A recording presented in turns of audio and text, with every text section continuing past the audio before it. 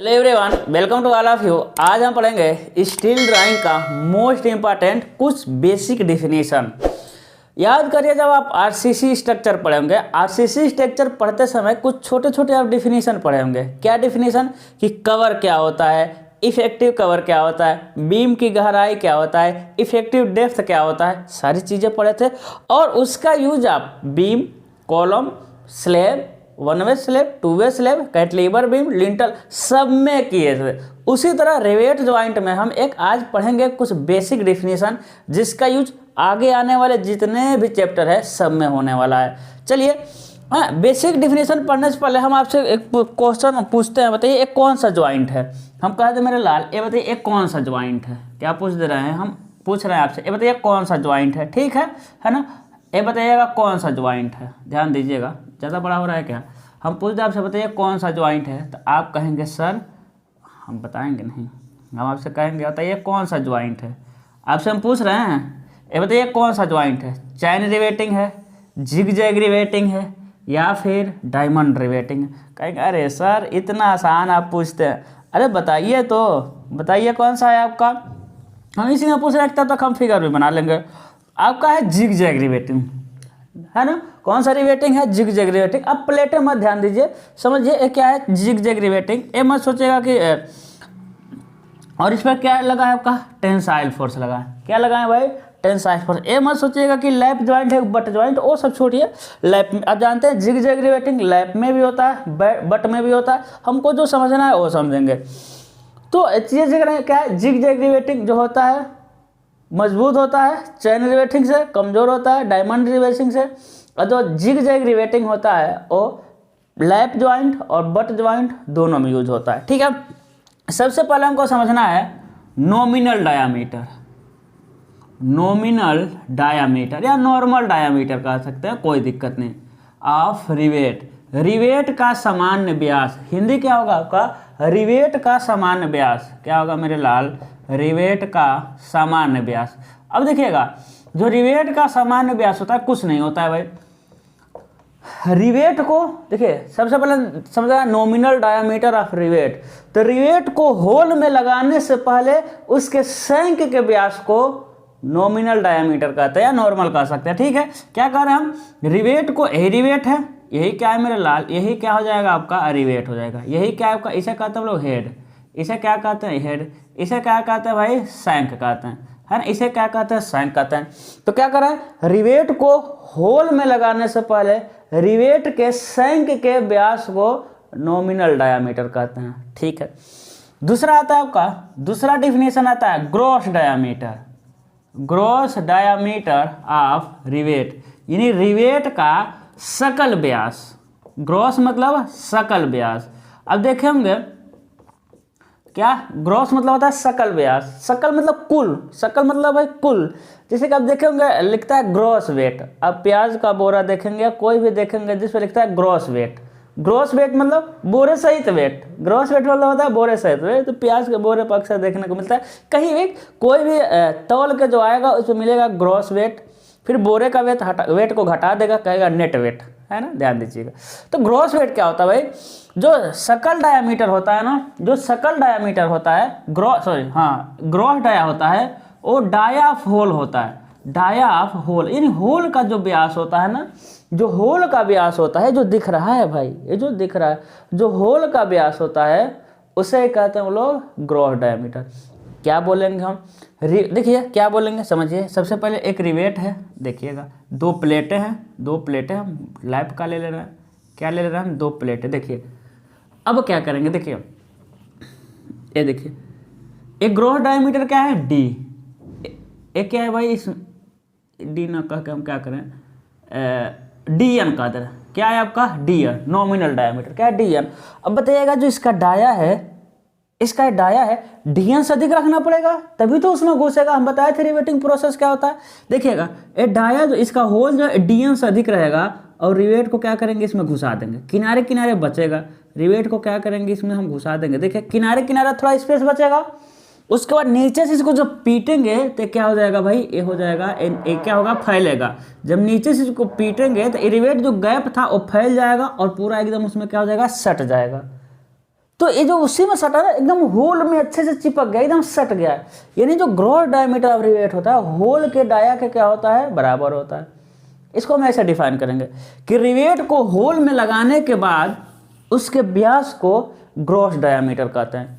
लेकिन gross diameter को हम किससे दिखाते हैं भाई, स्मॉल डी से। ग्रॉस डायमीटर को कैसे दिखाते हैं हम लोग, स्मॉल डी। अब स्मॉल डी आपको पता है नॉमिनल डायमीटर से अधिक है तो कितना अधिक होगा, देखिएगा तो gross diameter equal to nominal diameter, ND लिख रहे हैं, नॉमिनल डायमीटर प्लस 1.5 mm। एक किसके लिए, जब नॉमिनल डायमीटर कितना है 25 mm तक है या 25 mm से कम है, यानी रिवेट। अभी चलिए ठीक है, यदि gross diameter nominal diameter plus 2 mm, किसके लिए, इफ नॉमिनल डायमीटर अधिक हो जाए 25 mm से। चीज़ें समझिएगा, यानी नॉमिनल डायमीटर यदि 25 mm तक है तो ग्रॉस डायमीटर को निकालने के लिए नॉमिनल में 1.5 mm जोड़ेंगे और मैक्सिमम किसका यूज करेंगे, ग्रॉस डायमीटर को, क्योंकि होल में लगाने के बाद ही तो हम स्टडी करेंगे। ऐसा थोड़ी रिवेट अलग है होल अलग स्टडी कर लीजिए, नहीं, रिवेट को होल में लगाने के बाद ही स्टडी करना है। तो मैक्सिमम 99% किसका यूज करेंगे, जहां डी लिख दिए 99%, जहां डी लिख दिए वहां ग्रॉस डायमीटर। एक दो जगह डी का मतलब नॉमिनल डायमीटर होता है, हम देख लेंगे, ठीक है। देखिएगा हम कह रहे हैं आपके पास एक रिवेट है जिसका डाया है आपका नॉमिनल डायमीटर है 20 mm, नॉमिनल डायमीटर है 20 mm। अब निकालिए ग्रॉस डायमीटर, तो ग्रॉस डायमीटर क्या निकालेंगे, कहेंगे सर नॉमिनल डायमीटर में तो नॉमिनल डायमीटर 25 से कम है तो 1.5 mm जोड़ दीजिए, तो क्या हो जाएगा आपका 21.5 mm। क्या हो जाएगा 21.5 mm। हम कहें एक ग्रॉस डायमीटर नॉमिनल डायमीटर, हम कहें नॉमिनल डायमीटर कितना है आपका, नॉमिनल डायमीटर को किसी से दिखाते नहीं है क्योंकि इसका यूज ही नहीं करते हैं ना, बता दो रहा है 99% यूज हम ग्रॉस डायमीटर, इसे ग्रॉस डायमीटर के स्मॉल डी से दिखाते हैं। नॉमिनल डाया का यूज ही नहीं करते, एक दो जगह यूज करते हैं, उसके लिए कोई सिंबल नहीं बना है। यदि नॉमिनल डायमीटर 24 mm है तो हम कहते हैं ग्रॉस डायमीटर क्या निकलेगा, तो कहेंगे सर 25 mm से कम है तो 25.5 mm हो जाएगा। हम कह देंगे नॉमिनल डायमीटर 32 mm है, अब ग्रॉस डायमीटर बताइए, कहेंगे सर 32 mm, ये तो 25 से अधिक है, ये क्या है 25 से अधिक है, तो 32 2 35 नहीं 34 mm। तो ग्रॉस डायमीटर निकालना आ गया क्या, इसे कोई निकालना थोड़ी डिफिनीशन था, बस निकलवा दिए कि कोई कन्फ्यूजन ना रहे, ठीक है। अब हम समझेंगे रिवेट लाइन, ठीक है, समझिएगा। अब हम क्या समझेंगे, रिवेट लाइन समझेंगे भाई, क्या समझेंगे, रिवेट लाइन, ठीक है। अब देखिए ये जो रिवेट क्या है भाई, हम लोग हाँ एक टेंसाइल लगा, ये रिवेट एक दूसरे के जब आमने सामने नहीं होती हैं, देखिए आमने सामने जब नहीं है इसे ही तो हम क्या कहते हैं, जिगजैग रिवेटिंग। इसे क्या कहते हैं हम लोग, जिगजैग रिवेटिंग। इसे क्या कहते हैं हम लोग, जिगजैग रिवेटिंग। इसे क्या कहते हैं हम लोग, जिगजैग। देखिए क्या आमने सामने है, बिल्कुल नहीं, ये इस लाइन पे है, ये इस लाइन पे है, ये इस लाइन पे एक मिला, इसके इस लाइन पे एक मिला। देखिएगा अब क्यों कर रहे हैं, क्योंकि इसका यूज है सभी लाइनों का क्या है, यूज है, ठीक है। हमको समझना है, तीसरा समझना है रिवेट लाइन। क्या समझना है, रिवेट लाइन। इसे एक और नाम से जानते हैं, गेज लाइन। क्या कहते हैं हम लोग, गेज लाइन, है ना। क्या समझना है, रिवेट लाइन या गेज लाइन, समझिएगा। बल के समांतर रेखा काल्पनिक रेखा है, कोई जाकर उसमें रेखा ना ढूंढने लगे, ठीक है। बलों के समांतर काल्पनिक रेखा जिस पे रिवेटें लगाए गए रहते हैं उसे कहते हैं रिवेट लाइन या गेज लाइन। बल के समांतर एक ऐसी काल्पनिक रेखा जिस पे रिवेटें लगाए गए होते हैं उसे कहते हैं रिवेट लाइन या गेज लाइन। देखिए बल यहाँ लग रहा है, इसके समांतर एक रिवेट लाइन, समांतर ही तो है बल के, इसी पर रिवेट लगा है। देखिए बल के समांतर रेखा, बल के समांतर रेखा रिवेट लाइन, बल के समांतर रेखा रिवेट लाइन, बल के समांतर रेखा जिस पे रिवेट लगे हैं उसे क्या कहते हैं हम लोग, रिवेट लाइन या गेज लाइन। समझ गया। उसके बाद समझेंगे गेज डिस्टेंस क्या होता है। चौथा हम समझेंगे गेज डिस्टेंस। गेज डिस्टेंस, अब गेज डिस्टेंस को स्मॉल जी से दिखाते हैं। गेज डिस्टेंस को किससे दिखाते हैं भाई, स्मॉल जी से दिखाते हैं। देखिए दो लगातार रिवेट रेखाओं के बीच की लंबवत दूरी गेज डिस्टेंस कहलाता है।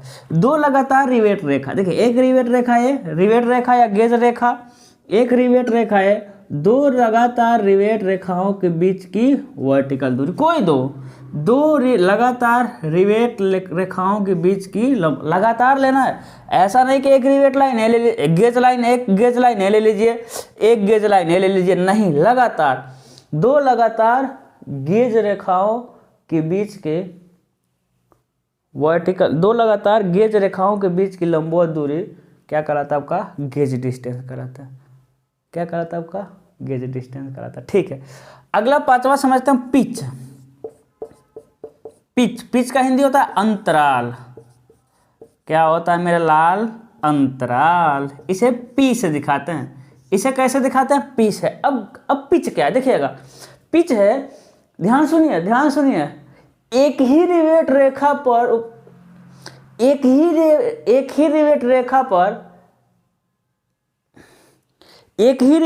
पर स्थित किन्हीं दो रिवेटों के बीच लंबवत दूरी। एक बार और समझिए क्या कर रहे हैं, पिच क्या होता है, एक ही रिवेट रेखा पर स्थित दो लगातार रिवेटों के बीच की लंबवत दूरी।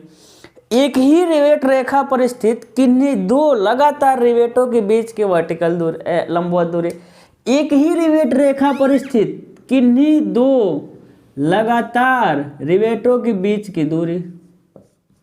एक ही रिवेट रेखा पर स्थित किन्हीं दो लगातार रिवेटों के बीच की दूरी, है कि नहीं।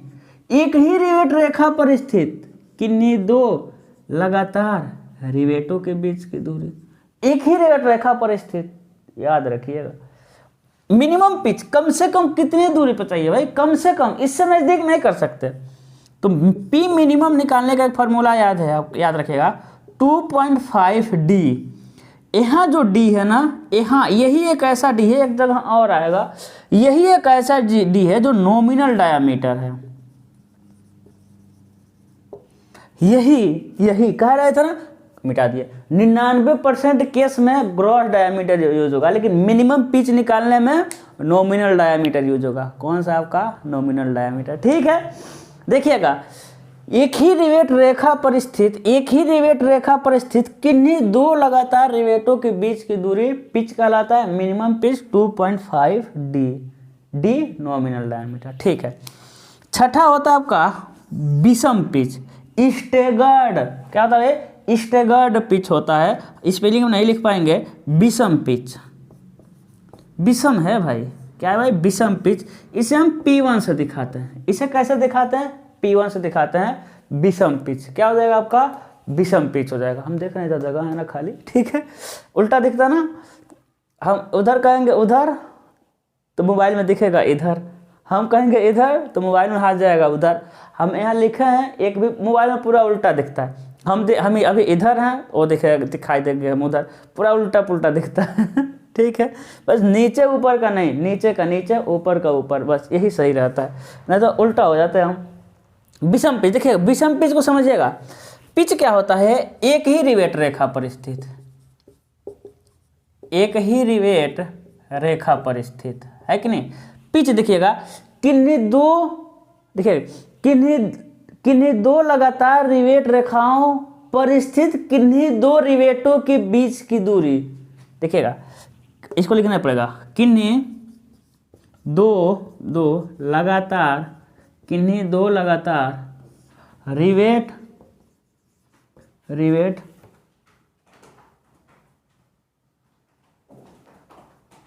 ठंडे में बारिश हो रहा है, वेट ए मिनट। हाँ चलिए, बारिश आ रहा था ना, कपड़ा था छत पे, वही लेने गए थे। ठीक है, ठंडी में बारिश आ रहा, अब धूप होगा। ठीक है, देखिएगा क्या कर रहा है, किन्हीं दो लगातार रिवेट रेखा पर स्थित लगातार दो रिवेट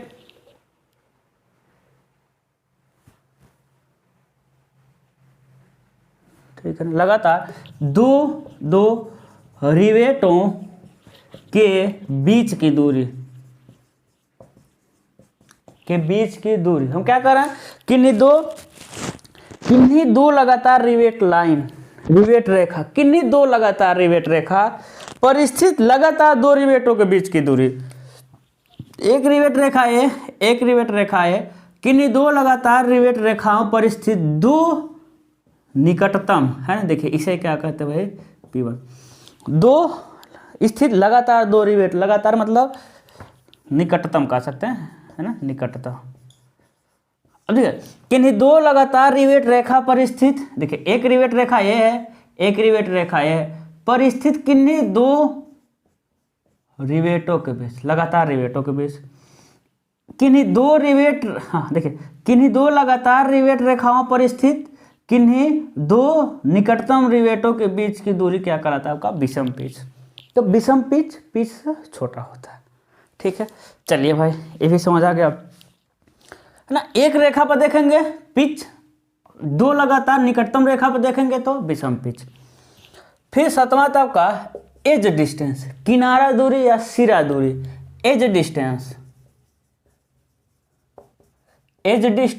या फिर एंड डिस्टेंस।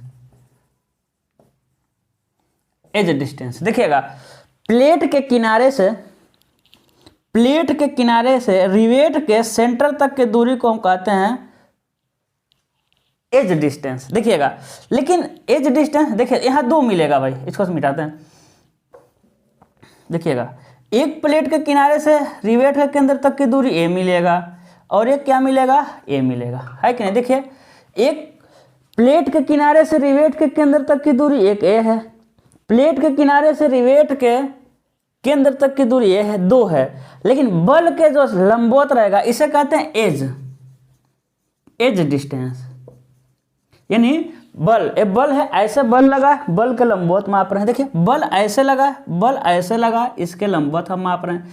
तो बल के लंबवत प्लेट के किनारे से रिवेट के केंद्र तक की दूरी कहते हैं एज डिस्टेंस, और बल के समांतर प्लेट के किनारे से रिवेट के केंद्र तक की दूरी कहते हैं हम लोग एंड डिस्टेंस। क्या कहते हैं, एंड डिस्टेंस, मेरे लाल क्या कहते हैं, एंड डिस्टेंस।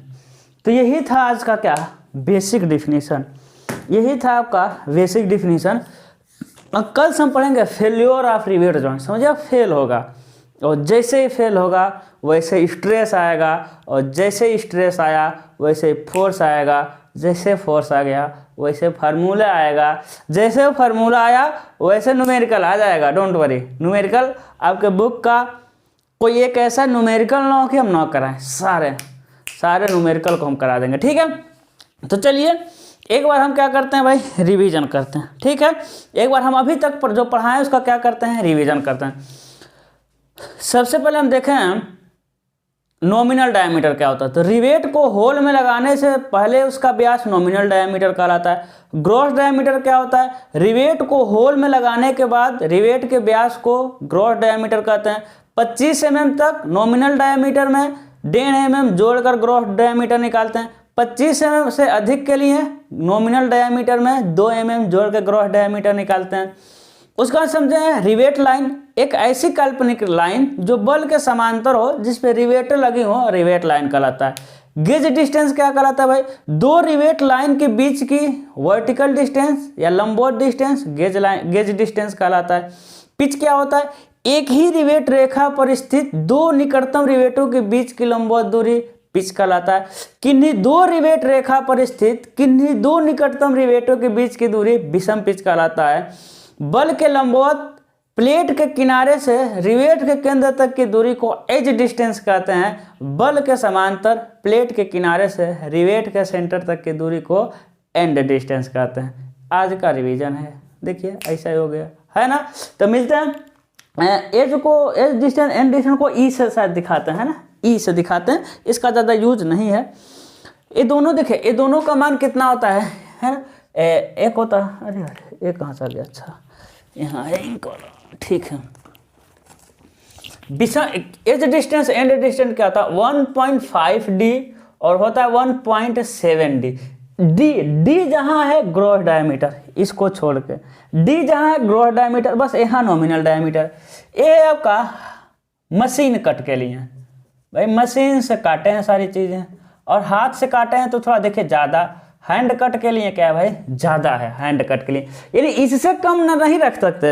यदि ये जितना आएगा उससे कम रखेंगे तो एक किनारे से फट जाएगा। एंड डिस्टेंस और एज डिस्टेंस मतलब कि कम से कम उतना दूरी रखना है सेंटर से, यदि उससे रखेंगे तो किनारे से क्या हो जाएगा भाई, क्रैक कर जाएगा, किनारे से क्या हो जाएगा, वो क्रैक कर जाएगा। यही कंसेप्ट लगेगा पिच में। मिनिमम पिच जितना आएगा, जैसे मिनिमम पिच 50 आ गया, इसी का आसपास आता है, मिनिमम पिच 50, तो कम से कम ना 50 रखना है, कम से कम बीच की दूरी कितना रखना है, मिनिमम पिच कम से कम कितना रखना है, 50 रखना है। मिनिमम पिच कम से कम कितना रखना है, 50 रखना है। यदि 50 से कम पिच का मान रख देंगे तो फिर वो यहीं पर क्रैक कर जाएगा भाई। और मतलब कि प्लेट 50 से कम पिच रखने का मतलब, मिनिमम पिच से कम पिच रखने का मतलब होल बहुत नज़दीक नज़दीक किए हैं। अरे एक प्लेट है उसमें ज़्यादा होल ही कर देंगे तो क्या लेगा, क्योंकि जब होल करते हैं तो उसकी स्ट्रेंथ कम होती है, टेंसाइल स्ट्रेंथ, वो हम पढ़ेंगे। कल हम पढ़ेंगे टेंसाइल फेल्योर, बियरिंग फेल्योर, कल हम पढ़ेंगे फेल्योर को, ठीक है। तो मिलते हैं अगले लेक्चर में। फेल्योर ऑफ रिवेट जॉइंट, यहाँ से आपका डेरिवेशन, न्यूमेरिकल फार्मूले सारे स्टार्ट होते हैं। अपना बहुत बहुत ख्याल रखिए, गुड लक।